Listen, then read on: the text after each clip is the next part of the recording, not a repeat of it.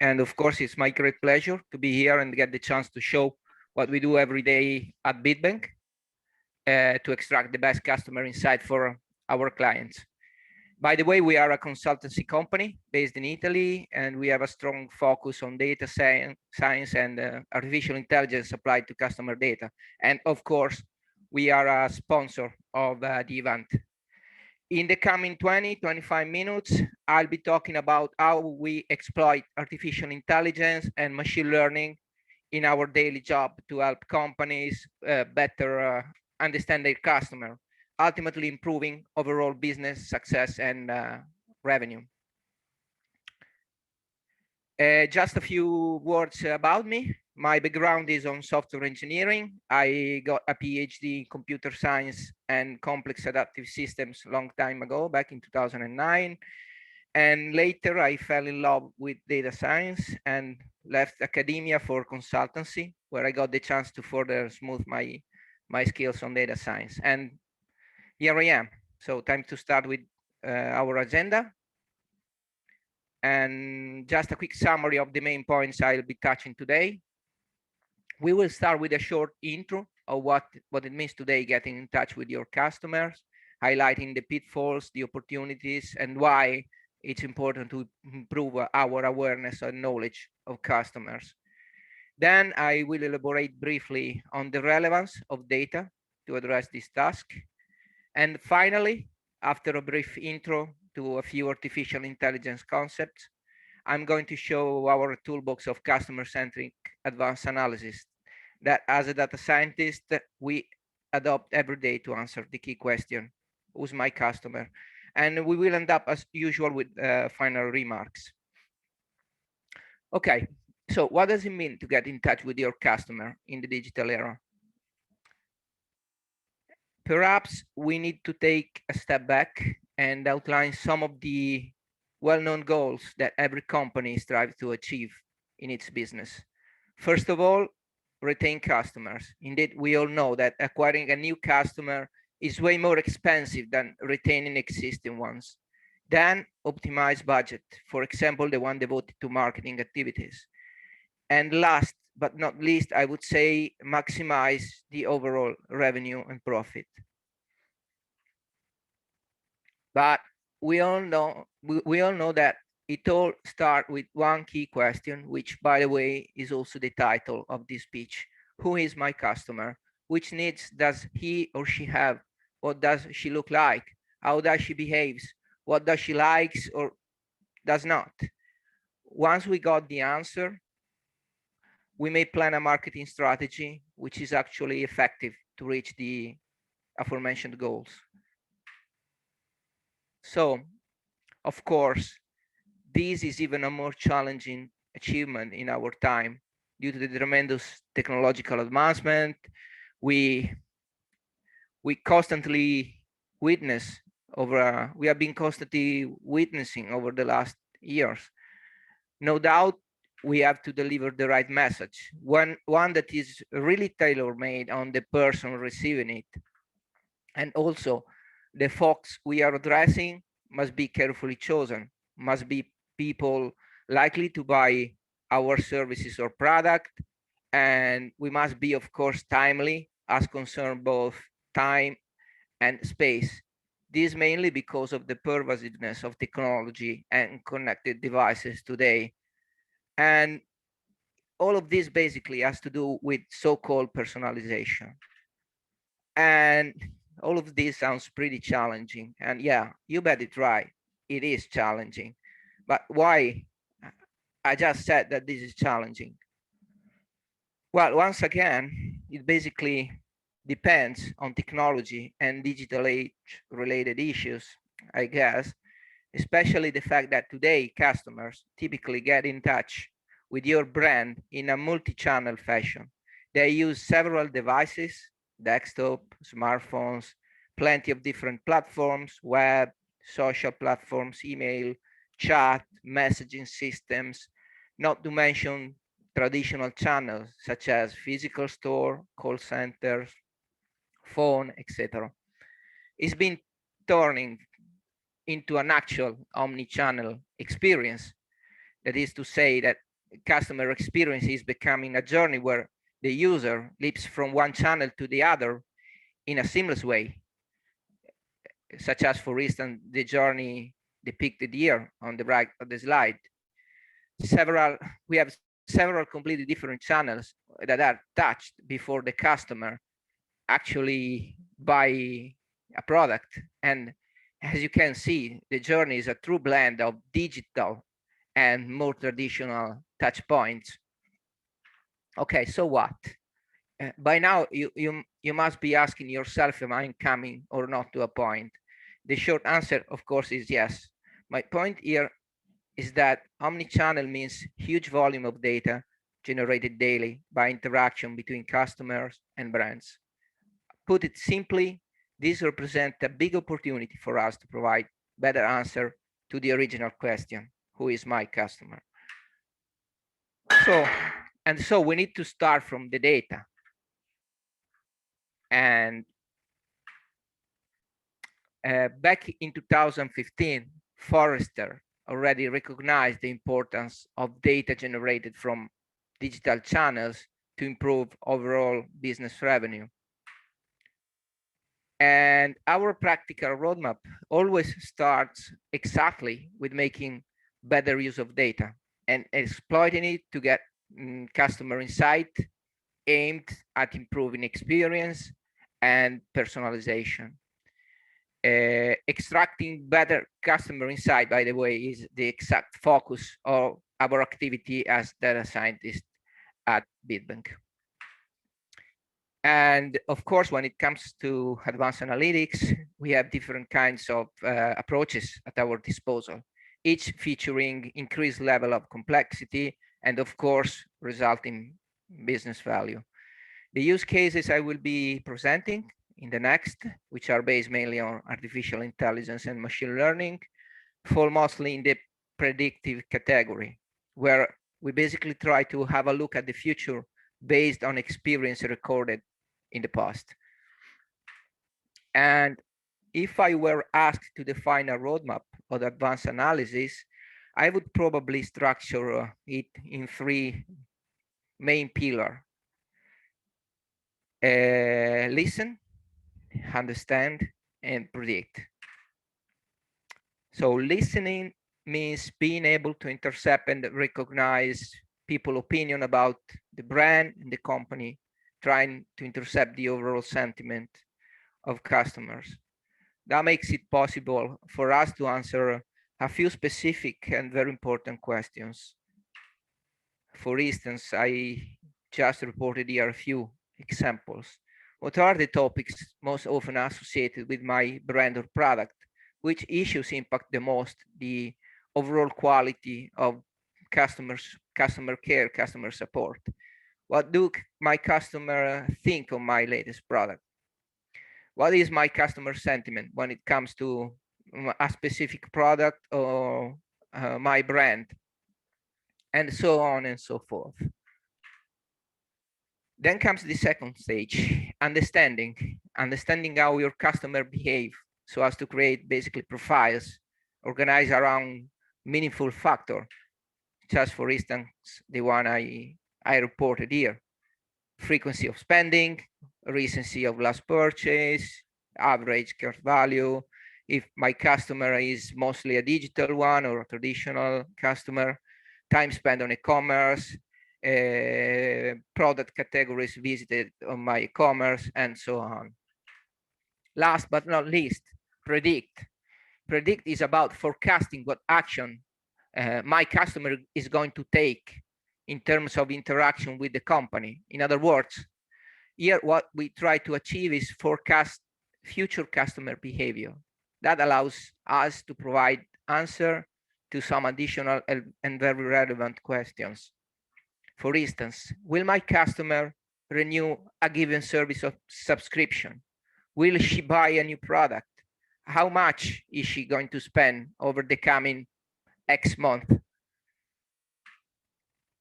All right, then. Let's now move on how data science and artificial intelligence can help us in this, I would say, perilous duty. So I won't go too much into the detail on how artificial intelligence is employed in data science today, as I assume you all are familiar with these concepts. And what we typically do is to exploit any apt methods from machine learning, deep learning, natural language processing, and that's pretty much all we need to know for the sake of this talk. I won't get into the details of this method and approach. And but whatever artificial intelligence, whatever advanced these techniques may be, they would be just worthless without the data. There is a saying going like that: data is the new oil, meaning that we need to have enough data in order to be successful. And of course, it needs to be quality data, carefully labeled data, especially when it comes to supervised machine learning approaches. And as we say in technical jargon, um, uh, we talk about label data. And once we have quality label data, we can adopt it to train our models.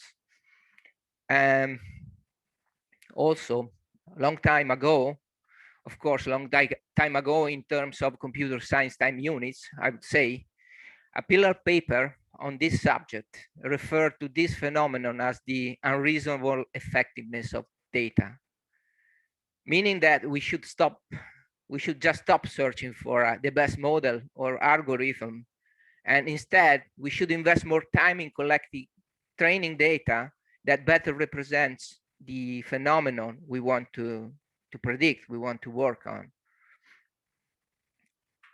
And having said so, I just did not mean that models have no impact at all on the quality of the final outcome of our projects.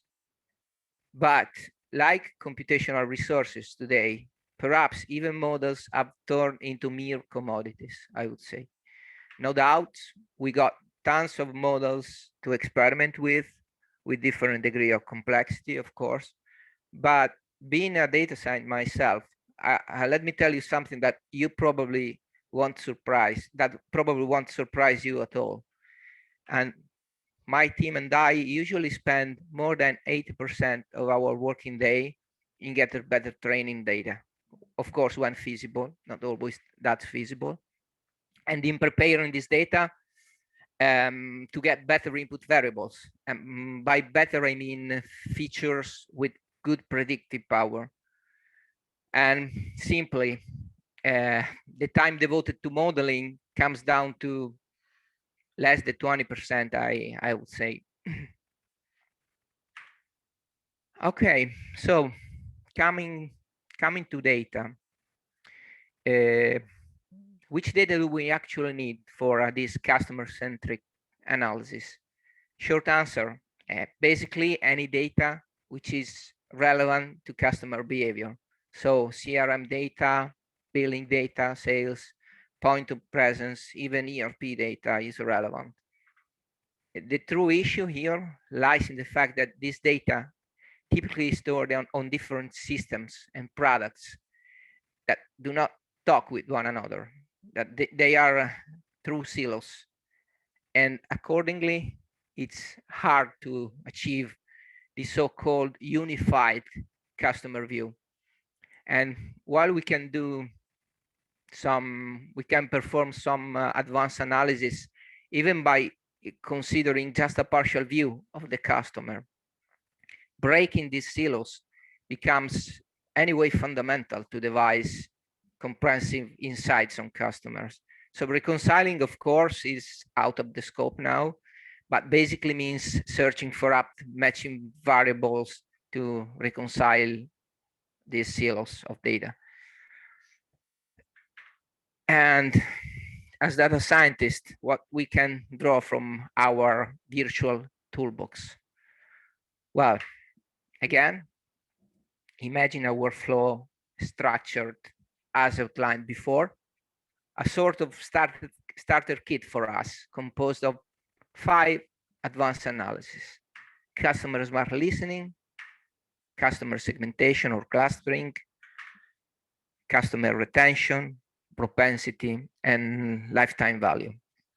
We'll see each one of these in more detail in the following. So, customer smart listening aims basically at processing the unstructured content, text, generated implicitly or explicitly by our customers when they interact with the company, for instance, via surveys, web forms, call centers, social networks, and so on and so forth. We adopt basically NLP techniques, and we usually perform topic modeling to extract hidden topics. Algos adopted here usually include, for instance, LDA, neural topic modeling, word-to-vector, doc-to-vector, and so on and so forth. Other supervised machine learning model can be exploited instead for performing sentiment analysis. So the resulting logical pipeline looks like basically this one, where discovered topics are further analyzed to assess the underlying semantics and coherence. And ultimately, those can be leveraged as a base to automate specific tasks, such as, for instance, routing calls to the most appropriate customer care division. And with segmentation, with customer segmentation, instead, what we try to achieve is to identify a reasonable set of customer profiles based on past recorded behavior as a base, for instance, for proposing and suggesting personalized product or discounts to user, to setting up personalized marketing campaigns more in general.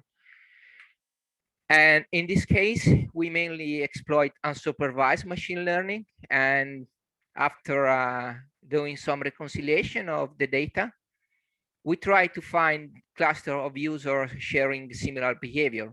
For instance, in terms of product purchase, frequency of visit to the e-commerce, recency, so on and so forth.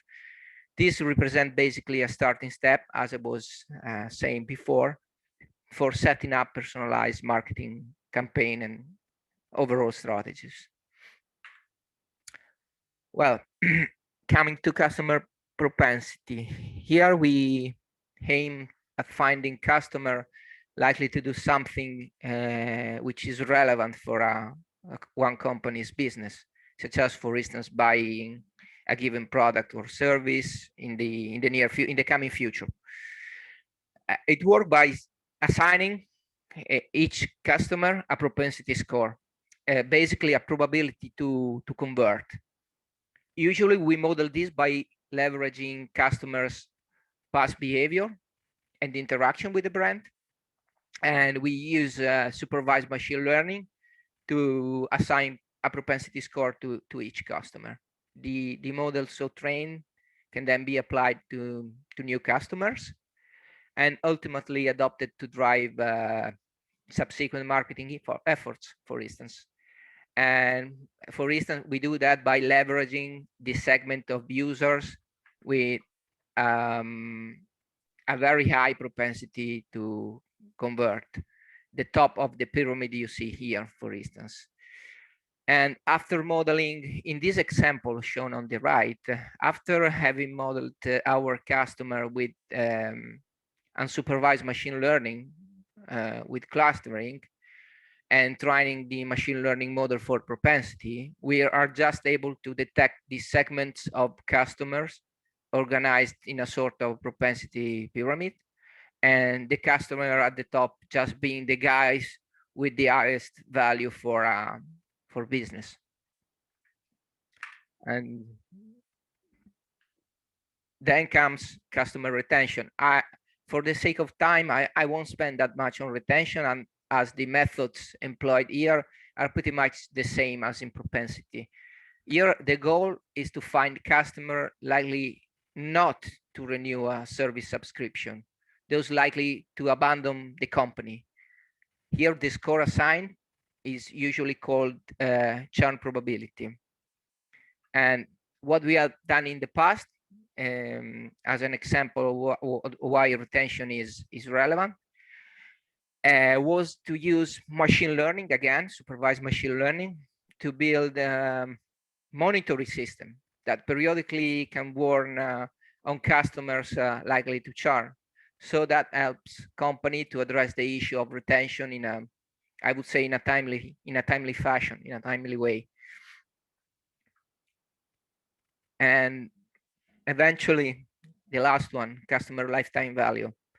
Here, we strive to assign each customer a value, representing basically the total amount of money they will spend on company's product or services over their future interaction with the company. And this value can be, for instance, exploited to find customer with a potential future high revenue.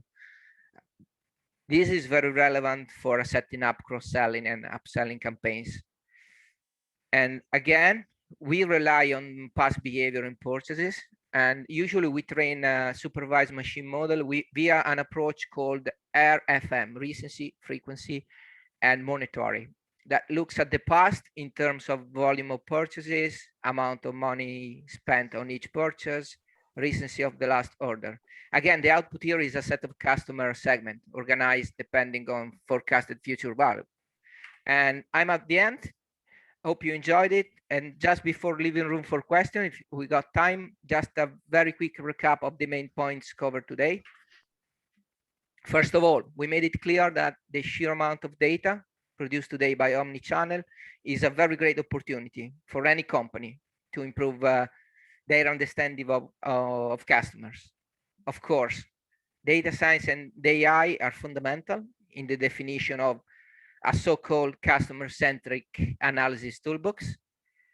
And let me just leave you with a couple of advanced issues I was not able to cover. Usually, when we undertake this analysis, in order to reduce time to production, we are increasingly adopting full-fledged data science platform, as well as automated machine learning to speed time to market of these projects.